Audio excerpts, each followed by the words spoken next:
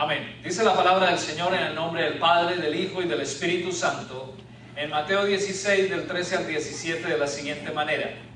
Viniendo Jesús a la región de Cesarea de Filipo, preguntó a sus discípulos diciendo: ¿quién dicen los hombres que es el Hijo del Hombre? Ellos dijeron: unos Juan el Bautista, otros Elías, y otros Jeremías, o alguno de los profetas. Él les dijo: ¿y vosotros quién decís que soy yo? Respondiendo Simón Pedro dijo: tú eres el Cristo, el Hijo del Dios viviente. Entonces le respondió Jesús: bienaventurado eres Simón, hijo de Jonás, porque no te lo reveló carne ni sangre, sino mi Padre que está en los cielos. Aleluya. Señor, te damos gracias por tu palabra. Señor, tu palabra es pan de vida. Y yo te pido hoy que nos nutras con ella. Que tu palabra sea rompiendo todo esquema, toda distorsión de tu imagen y tu deidad. Habla hoy a nuestra vida, Señor. Glorifícate en tu palabra. En el nombre de Jesucristo yo oro. Amén y amén. Gloria a Dios. Durante mi edad adolescente solía jugar con mis amigos de barrio un juego al que llamábamos el banquillo. No sé si alguno de ustedes lo conoce o ha jugado en sus países. Consistía en reunirnos en un lugar, colocar sillas en círculo y colocar otra silla en medio. Y cada uno teníamos que pasar en turnos a esa silla y escuchar lo que los otros tenían que decir de uno. Era la oportunidad para expresar cuánto aprecio teníamos hacia la persona, pero también cuánto desencanto podíamos tener hacia la persona. Era la oportunidad para expresar, ventilar disgustos, hacer reproches y sobre todo expresarle a la persona que estaba en medio qué cualidades tenía o qué defectos tenía. No siempre el juego era placentero, usted se puede imaginar. A nadie le gusta, ¿cierto?, que le digan sus defectos. Sin embargo, la regla del juego era que el que pasaba al centro tenía que aguantarse paciente y pacíficamente lo que los demás le dijeran. Por lo general la reunión terminaba a veces con algunas lágrimas y bastantes sinsabores, pero nos gustaba hacer el juego. Sin embargo, era un poco frustrante ver cómo las otras personas a veces tenían una imagen de uno muy distinta de la que uno quería reflejar. Era triste ver que a uno lo malentendían y tal vez verdaderamente no le conocían. En muchas ocasiones salía uno de la reunión cargado con una cantidad de expectativas que las otras personas tenían sobre uno. Hoy vamos a hablar de alguien que fue criticado y malentendido continuamente, pero que un día decidió sentarse en el banquillo con el único propósito de ayudarles a los demás a aclarar la concepción que debían tener de él. El relato bíblico sucede en una área, en una ciudad llamada Cesarea de Filipo. Estuve investigando un poquito acerca de ello. Cesarea de Filipo era una ciudad que quedaba muy cercana a donde nacía donde nace uno de los afluentes más importantes del río Jordán. Los que tienen que ver con geografía dicen que esta zona de Cesarea de Filipo es tal vez de las más hermosas de toda la Tierra Santa.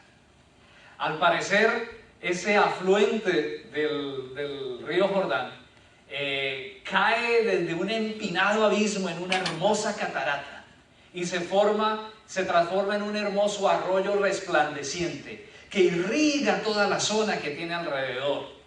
Y eso produce una cantidad de árboles, de viñedos y de flores hermosas.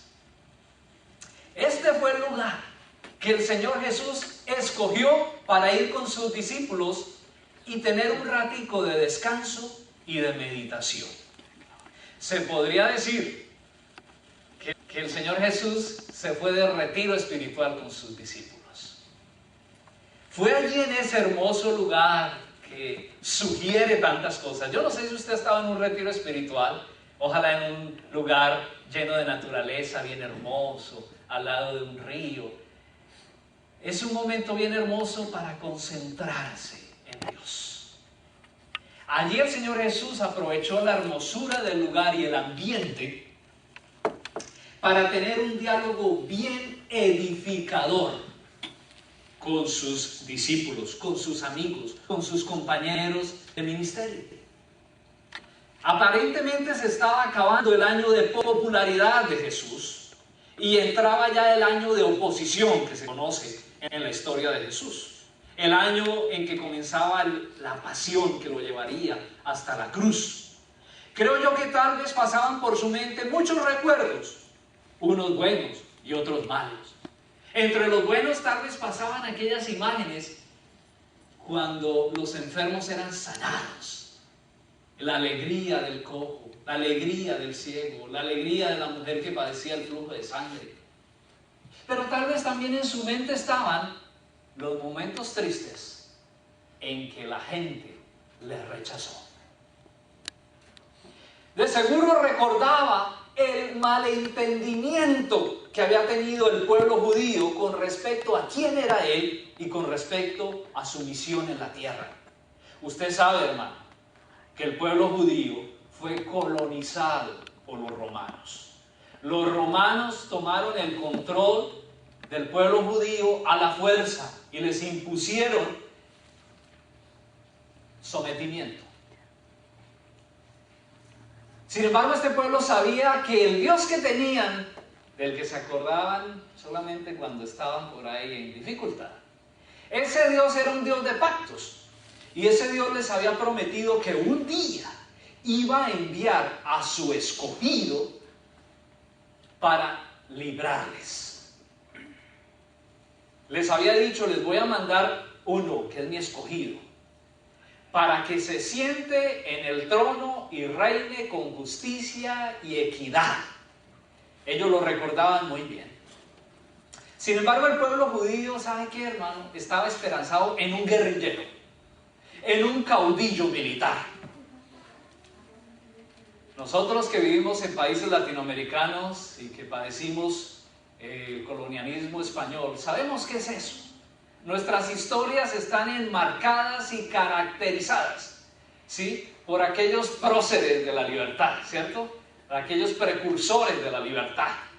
Nosotros entendemos bien qué es eso. Pues el pueblo judío estaba esperanzado en que les iba a llegar un tremendo jefe militar que les iba a liberar del yugo romano y que iba a exterminar a los romanos a la fuerza.